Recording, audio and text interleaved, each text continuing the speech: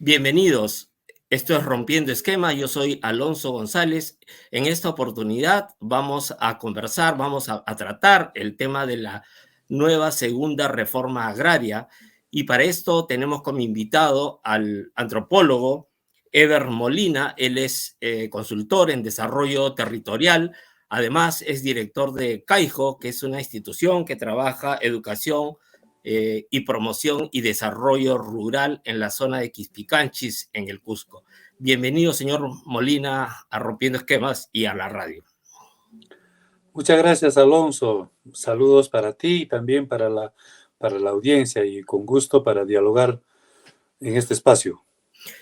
Sí, señor Molina, el 3 de octubre el gobierno de Pedro Castillo ha lanzado la nueva segunda reforma agraria. Ustedes trabajan el tema de agricultura familiar. Nosotros hemos tratado este tema en programas anteriores acerca de la agricultura familiar.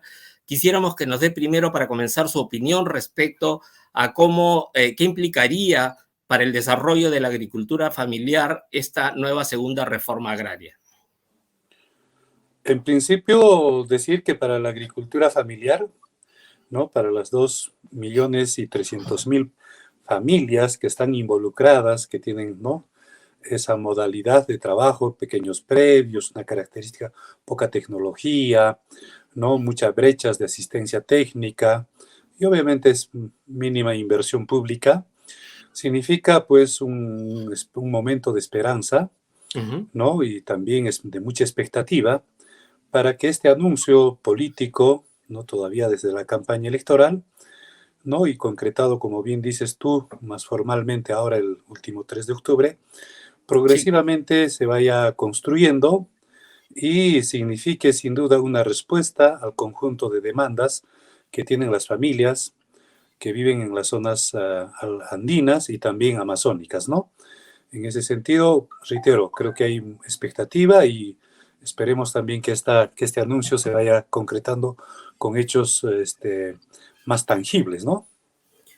Sí, señor Molina, los principales ejes de esta segunda reforma agraria son gabinete de desarrollo agrorural, franja de precios, compras públicas de alimentos por parte del Estado, ¿no? Y infraestructura para el agua y promover las cooperativas. ¿Cuál de estos aspectos en la zona que ustedes trabajan en Quispicanchis va a ser la más beneficiada o la que necesita más atención por parte de la ejecución de esta nueva segunda reforma agraria? Creo que todas ellas, en realidad, ¿no? Porque la provincia donde trabajamos existen 110 comunidades campesinas, ¿no? Son 12 distritos, es un territorio bastante extenso, tiene un valle interandino, tiene una parte altoandina también sobre 3.700 metros sobre el Ya. nivel del mar y tiene un territorio también de eje selva. Entonces, allí, digamos, las familias que viven de la agricultura familiar tienen una diversidad de problemáticas, demandas, y consideramos que estos anuncios, que estos componentes van a ser, ¿no?, de beneficio, de respuesta a lo que ellos desean, ¿no? Pero en este marco, yo creo que un tema en común sí es fundamental. El tema del gabinete, ¿no?, que se ha anunciado, este gabinete para el desarrollo rural y agrario, ¿no?, que es donde participarán el mismo presidente de la República, los ministerios que ha mencionado, los gobiernos regionales, las municipalidades, ¿no? Yo creo que esta forma de articulación, de complementariedad, para que todos, aprovechando de sus competencias, puedan fomentar realmente las políticas que favorezcan, ¿no?, en términos de producción, mejora de producción, productividad, ¿no?, transformación, valor agregado, ¿no?, a todo lo que se hace, porque bien se dice, ¿no?, antes de transportar hay que transformarlo, por ejemplo, Claro. ¿no? Y obviamente el tema de la articulación, el tema de la comercialización, que es fundamental. Y en ese sentido también creo que, como dicen muchos estudios, un tema anunciado también por el presidente es el tema de la conectividad, ¿no es cierto? Medios que faciliten no solamente la posibilidad de que los productos lleguen a los consumidores en las ciudades intermedias, ciudades metropolitanas, en fin, sino que también sirva estos medios, ¿no? Para que también los productores puedan acceder, ¿no? A insumos, ¿no? Si se trata de una carretera, bien, ¿no? Y Claro. si se trata también de la conectividad, obviamente a mayor conocimiento, tecnología, ¿no? Entonces, yo creo que todas son, ¿no? Y también el tema del agua es Sí. fundamental, el tema, ¿no? No solo porque es un elemento vital para la actividad productiva, sino Ujú. también entre los retos que tienen las familias que se dedican a la agricultura, es que hoy por hoy tienen que producir más. Tienen que producir más. ¿Por qué? Porque hay más demanda, hay más población que espera alimentos, ¿no es cierto? Pero también el reto es producir más y con lo que tienen, ¿no es cierto? Recursos Ujú. pequeños o pocos, ¿no es cierto? O limitados recursos, ¿no? Entonces el desafío es fuerte para ellos, de manera que reitero, lo mencionado, responde a la demanda y se aplicará en función seguramente a cada uno de los territorios, ¿no? Señor Molina, hay un tema que tiene que ver con la franja de precios que está incluido dentro de los ejes de esta nueva reforma agraria. ¿Podría explicarnos un poco, desde su conocimiento, desde su perspectiva, cómo entiende esta franja de precios que va a, de alguna manera, a tener un control sobre algunos precios de productos importados, sobre todo agropecuarios? ¿Podría explicarnos un poco este tema, por favor? Sí, a ver, bueno, en realidad es también igual, como muchas, ¿no? De poblaciones que viven entre precariedades, inseguridades, es una demanda de hace mucho tiempo, ¿no? Ujú. Porque sabemos que hay una competencia, digamos, desleal, ¿no? Entre lo que se produce en nuestro país, ¿no? Sean cultivos, sean productos pecuarios, Ujú. ¿no? Entre estos y los que se importan de otros países, ¿no es cierto? Entonces, en otros países donde tienen una producción interesante agrícola y tienen la posibilidad de exportar, y nosotros en este caso importar, estos productos vienen con precios subsidiados por sus estados, ¿no? Llámese el maíz, por ejemplo, ¿no? El arroz, la harina de trigo, en fin, muchos de ellos vienen con precios subsidiados. Y en nuestro mercado, obviamente esto no es justo, ¿no? Porque las familias desarrollan una serie de esfuerzos para producir y tener, ¿no? Productos competitivos, pero en el mercado obviamente los precios ya no son, digamos, los que merecen, digamos, eh, cancelar, pagar a estos productores, ¿no? Entonces allí hay un trato injusto, como Un dijimos, trato y eso es desigual, digamos, ¿no? un trato desigual, efectivamente. Y el Estado, el gobierno lo que está anunciando es que esto se evitaría, ¿no? Se evitaría a través de esta franja que posibilitaría que las familias tengan precios justos, ¿no? Y obviamente limitaciones también para estos productos que vienen a competir a nuestro mercado nacional, ¿no? Ujú. Sin embargo, esto todavía, reitero, es un anuncio, ¿no es cierto? Es la lectura, es el concepto de que tenemos de todo ello. Sin embargo, como ha dicho también el presidente, y lo que se viene anunciando es que de ahora a noviembre, estas dimensiones de la reforma agraria hay que seguir desarrollándolos, ¿no? Entonces, está el qué, digamos, ¿no? El qué Claro. hay que hacer. Entonces, pero ahora, digamos, falta desarrollar el cómo. ¿Cómo se hace eso? ¿Qué significa eso también en términos de inversión? Ujú. ¿No? Entonces, todo eso requiere todavía trabajar y ojalá que se mantenga aún el compromiso, ¿no es cierto?, el deseo de participar también de los productores a partir de sus gremios e instituciones que seguramente van a ser convocados, como se dijo, ¿no? Una primera etapa será donde participen exclusiva o fundamentalmente los productores, las familias involucradas en la agricultura familiar y Ujú. luego también el sector académico, ¿no? Entonces va a ser importante que allí puedan integrarse, puedan complementarse ambos conocimientos, ¿no? Ujú. En la zona donde ustedes, en la zona de Quispicanchis, ustedes, ¿cómo ven la situación de las cooperativas? Porque otra de las propuestas es promover las cooperativas, ¿no? Que en la primera reforma agraria también fue uno de los objetivos, sin embargo, parece que no dio muchos resultados. ¿Cómo ve la viabilidad de para promover y fortalecer las cooperativas agrarias? Bueno, tras la primera reforma agraria, sin duda, ¿no es cierto? No solo tenemos, digamos, no tenemos buenas lecciones en términos de cooperativismo, asociatividad, Sí. pero también es porque la reforma agraria se frustró, ¿no? No tuvo continuidad, ¿no es cierto? Entonces, son varios factores, ¿no? Pero en algunos territorios sí hay, creo, cooperativas que vienen gestionándose de manera exitosa. En el ámbito donde nosotros trabajamos no hay ninguna cooperativa dedicada a la actividad productiva, ¿no? Hay más cooperativas de ahorro y crédito, en fin, todos esos temas.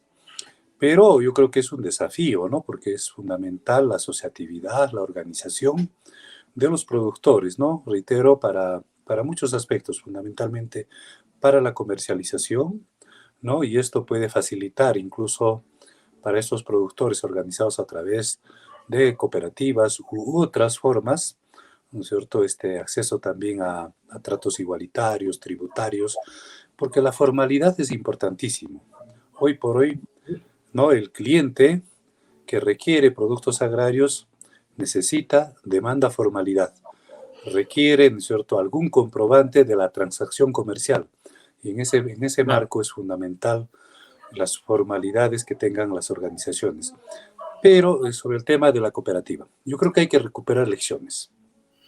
Son 5 décadas de experiencia que tenemos en el Perú, no ha tenido éxito, no. Sin embargo, en otros países sí. Entonces yo creo que podemos traer algo de algunos lugares y adaptarlo a nuestros territorios, ¿no? Pero es fundamental que estén organizados en cualquiera de las modalidades, ¿no? Señor Molina, nosotros somos una institución que trabajamos el tema de equidad de género.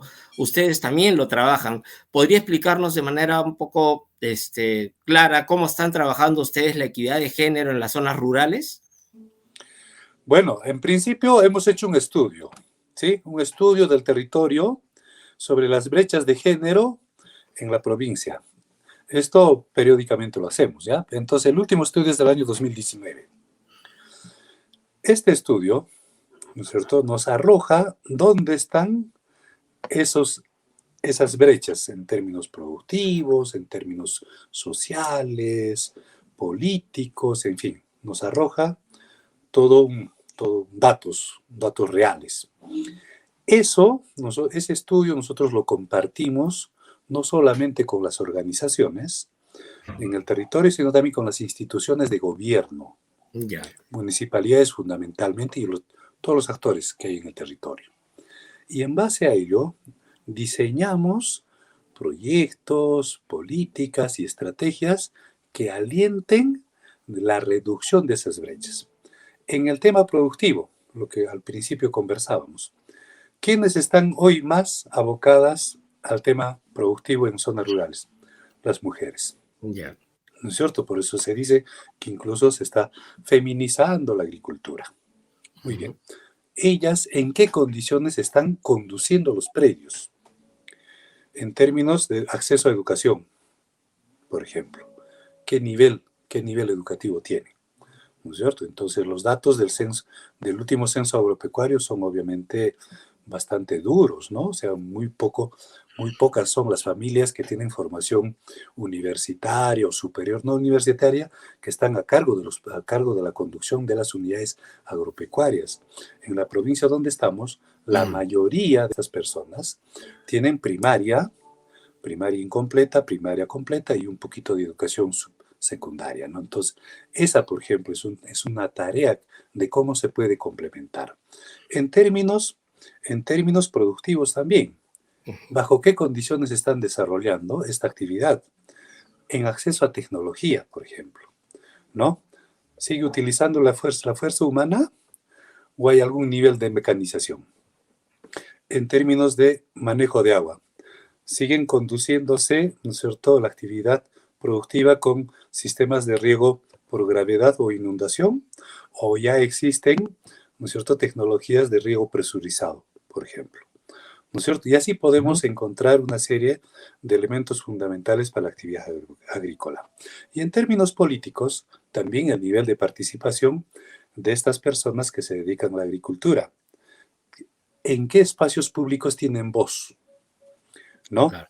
Son convocadas, ¿no? Ujú, Son escuchadas para el diseño de políticas, de proyectos de futuro.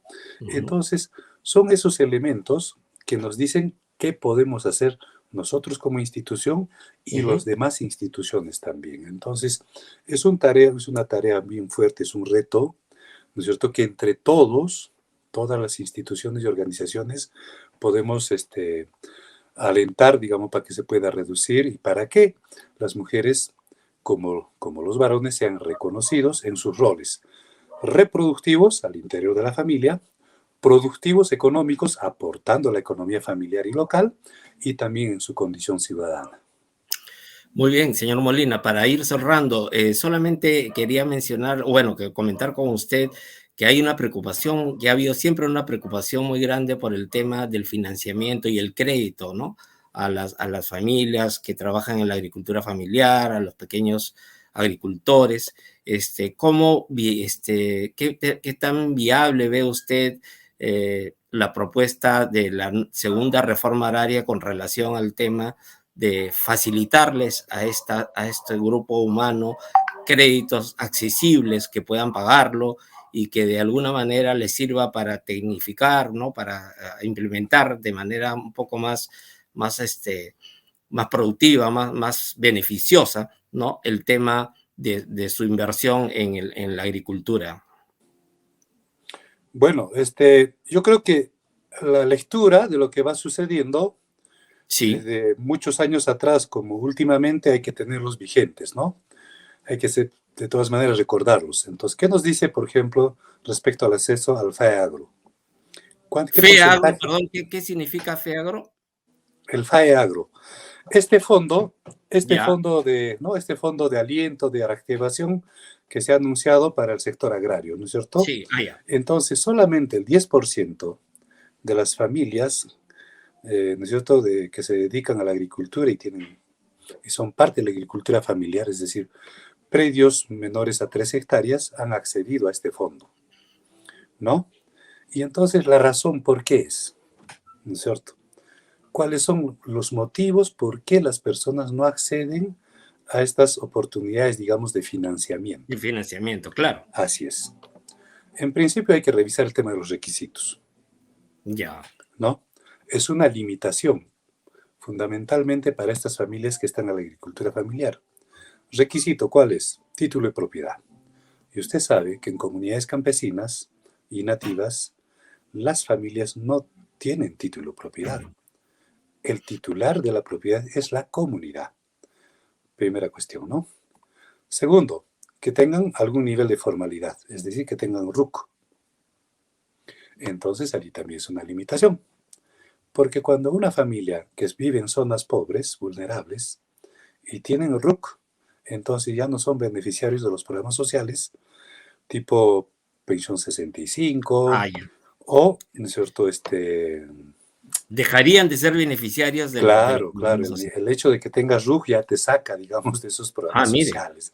qué Entonces complicado. las familias también dicen, oye, si tramito mi RUC, ya no voy a ser beneficiario, ¿no?, O de sea, estos programas sociales. de alguna Y manera es tenerlos enganchados a un claro, sistema, ¿no? sí, De apoyo del Estado, pero les impide hacer empresa, ¿no? O sea, así es. Entonces hay que revisar muchas cosas en relación, digamos, a las posibilidades de acceder a estas oportunidades, ¿no?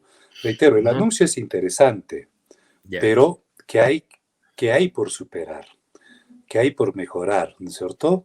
Y obviamente el tema de la cultura de crédito. Cultura de crédito y cultura de ahorro hay que seguir trabajándolo, ¿no es cierto? Porque de lo contrario, pues vamos a tener siempre lo que hemos tenido en décadas anteriores, ¿no es cierto?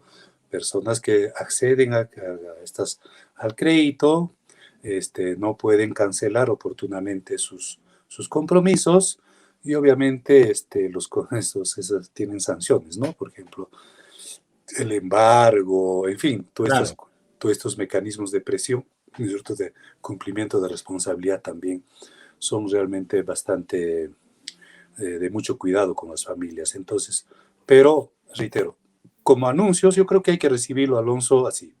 Anuncios interesantes, ya, responden a las expectativas, pero hay que trabajarlos con participación de muchas personas que conocen y puedan realmente, fundamentalmente, responder a lo que las familias necesitan. Y esto mismo, si hoy estamos hablando de la agricultura, de la reforma agraria, esto también se puede trasladar, digamos, a familias de zonas urbanas que viven también, ¿no?, de micronegocios, ¿no? ya. Sí, es interesante conocer un poco más el tema de las limitaciones que tienen las personas que trabajan en la agricultura familiar para acceder al crédito y sobre todo que no viene acompañado de una asistencia técnica de implementación de este dinero, ¿verdad? O sea, como una gestión empresarial de saber manejar el dinero, volver a invertirlo.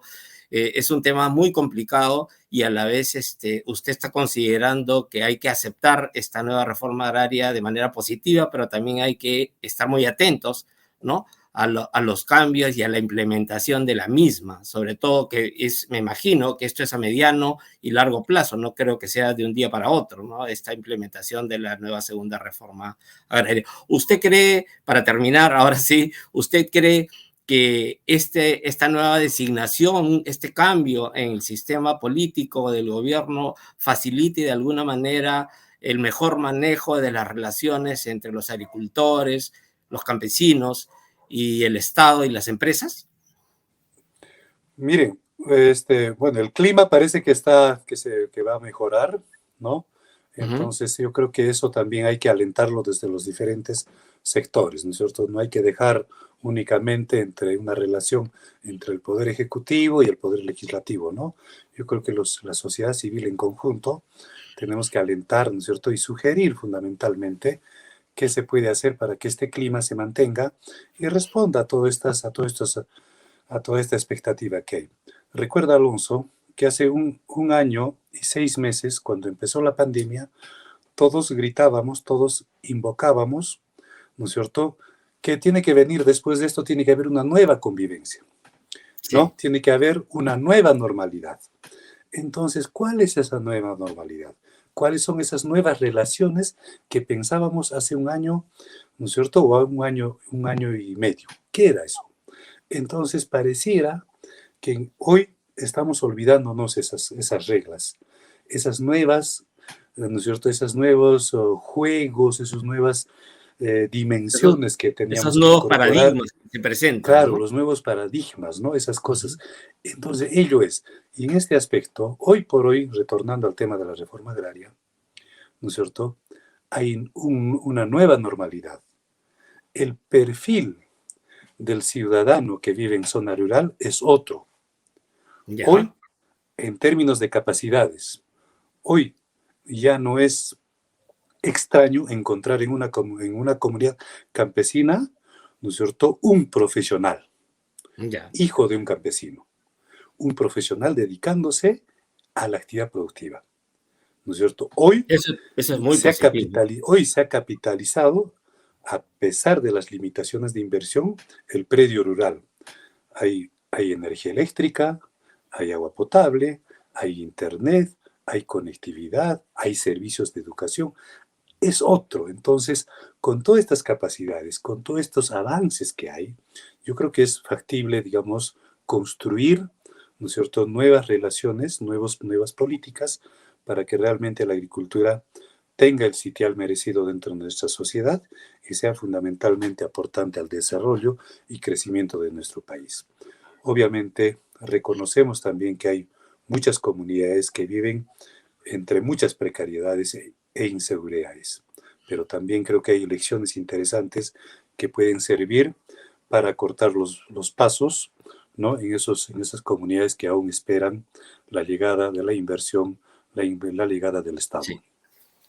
Muy bien, señor Molina, le agradezco mucho que haya podido atendernos a este llamado para conversar con usted respecto al tema de esta segunda reforma agraria que ya ha sido, ¿no?, presentada, inaugurada por el gobierno, y que esperemos, pues, esperemos que dé los mejores frutos a mediano y a largo plazo, ¿no? Le agradezco bastante por haber estado en comunicación con nosotros, señor Ever Molina.